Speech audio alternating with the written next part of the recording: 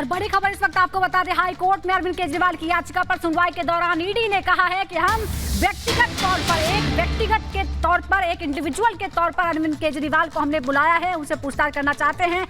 आम आदमी पार्टी को हमने कोई पक्ष इसमें नहीं बनाया। हालांकि हम भविष्य के बारे में अभी कुछ नहीं कह सकते हैं। लगातार जिरह चल रही है दिल्ली हाई कोर्ट में। दरअसल अरविंद केजरीवाल की तरफ से याचिका लगाई गई थी कि उन्हें ये इंश्योर किया जाए कि ईडी उन्हें गिरफ्तार नहीं करेगी, और इसी मामले में अब डिटेल में बात सामने आई है, जिसमें ईडी ने कहा कि हमने एक इंडिविजुअल के तौर पर, एक व्यक्ति के तौर पर अरविंद केजरीवाल को बुलाया। इस बीच एक और बड़ी खबर है, ईडी की तरफ से एएसजी एसवी राजू ने कहा कि हम आज केजरीवाल को एक व्यक्ति के तौर पर बुला रहे हैं। हालांकि भविष्य में कुछ भी हो सकता है, हम उन्हें किसी और हैसियत से भी बुला सकते हैं, लेकिन आज हमने उन्हें व्यक्तिगत हैसियत से बुलाया है। इस वक्त की बड़ी खबर आपको हम बता रहे हैं, दिल्ली हाईकोर्ट में ईडी लगातार दलीलें पेश कर रही है और केजरीवाल को भी व्यक्तिगत तौर पर बुलाया गया है। आम आदमी इसमें पक्ष नहीं बनी हुई है, लेकिन वो इस बात का भी जिक्र कर रहे हैं कि भविष्य में किस तरह के निर्णय होते हैं, किस हैसियत से बुला सकते हैं, इसे लेकर अभी कोई चीज वो बोलने को तैयार नहीं है। इस पर अभी कुछ भी श्योरिटी नहीं दे रहे हैं, लेकिन वो कह रहे हैं भविष्य में कुछ भी हो सकता है। फिलहाल ये जो समन किया जा रहा है अरविंद केजरीवाल को व्यक्तिगत तौर पर किया गया है। आम आदमी पार्टी इसमें पक्ष नहीं है। इन्वेस्टिगेशन आगे बढ़ती है, भविष्य में कुछ भी हो सकता है, उसे लेकर अभी कुछ भी कहना जल्दबाजी होगी।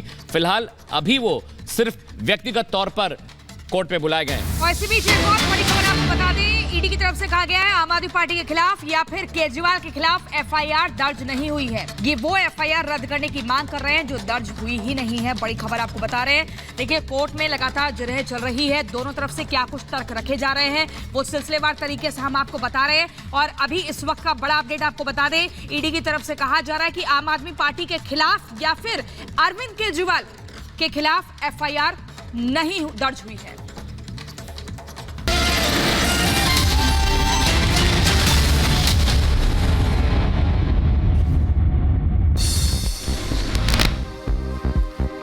दिल्ली हाईकोर्ट का ईडी से सवाल, अभी तक क्यों नहीं की गिरफ्तारी। ईडी ने कहा हमने कब कहा कि हम गिरफ्तार करेंगे, हमने तो पूछताछ के लिए बुलाया है।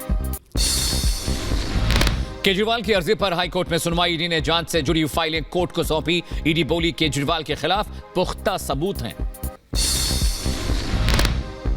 बीजेपी उम्मीदवार मासूरी स्वराज ने केजरीवाल पर साधा निशाना, कहा केजरीवाल सभी को नसीहत देते थे और अगर कुछ किया नहीं तो ईडी से डर क्यों।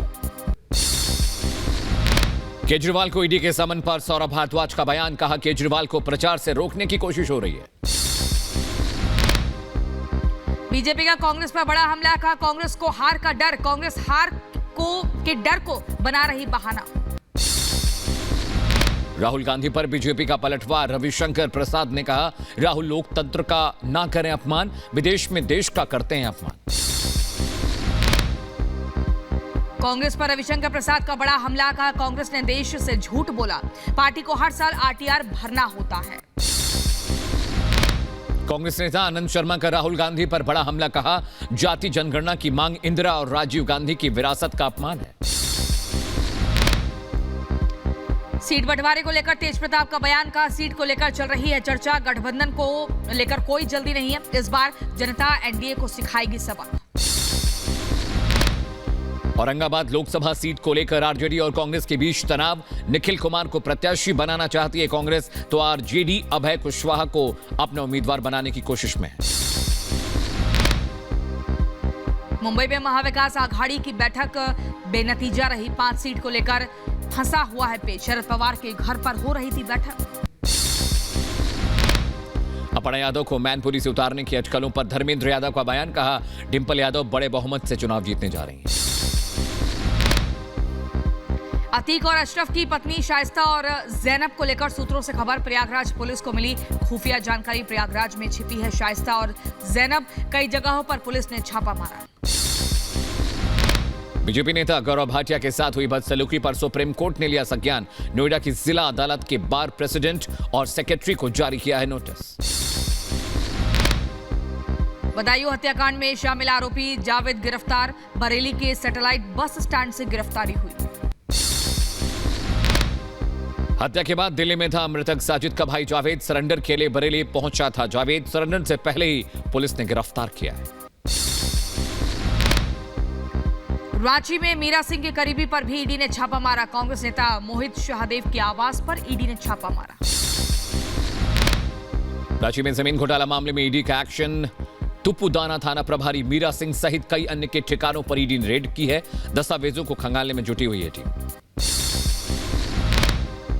बिहार के मुजफ्फरपुर में पुलिस ने अवैध शराब के ठिकानों पर छापा मारा। भारी मात्रा में विदेशी शराब बरामद की। 2 तस्करों को भी गिरफ्तार किया। हरियाणा की रेवाड़ी में 3 मंजिला इमारत में लगी भीषण आग। दमकल कर्मियों ने कड़ी मशक्कत के बाद आग पर काबू पाया। राजस्थान के जयपुर में घर में आग लगने से 5 लोगों की मौत। आग में झुलसने से पति पत्नी सहित 3 बच्चों की मौत। सिलेंडर फटने से आग लगी थी। यूपी के मथुरा में कंटेनर और बस की हुई जोरदार टक्कर। हादसे में कई लोग जख्मी हुए हैं। 4 की हालत गंभीर बताई जा रही। बाइक सवार को बचाने के चक्कर में यह हादसा हुआ। रूस ने कीव में किए मिसाइल अटैक। मिसाइल हमले में 4 लोग घायल। शहर में कई जगह विस्फोट से तबाही का मंजर। हमले में कई इमारतों और वाहनों को नुकसान। मिनेसोटा के रोचेस्टर में हॉट एयर बैलून दुर्घटनाग्रस्त हुआ है। हादसे में बाल बाल बचे 4 यात्री। और बोलीविया की राजधानी में हुयाना जाहुइरा नदी में उफान। लगातार भारी बारिश के चलते नदी नालों में उफान आया।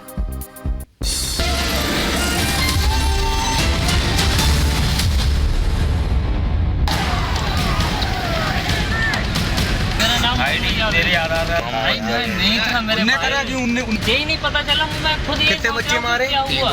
मैं सीधा दिल्ली भाग गया। मैं दिल्ली से बरेली आया हूँ अपने आप को सरेंडर करने के लिए।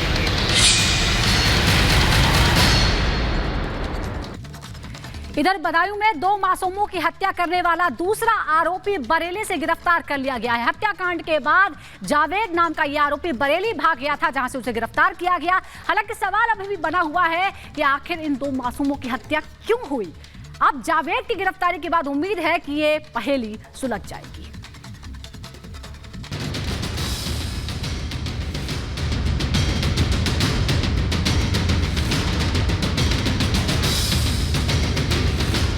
बदायूं में जिस बेदर्दी से 2 मासूम बच्चों का खून किया गया, उसके सदमे में अब भी बदायूं डूबा है।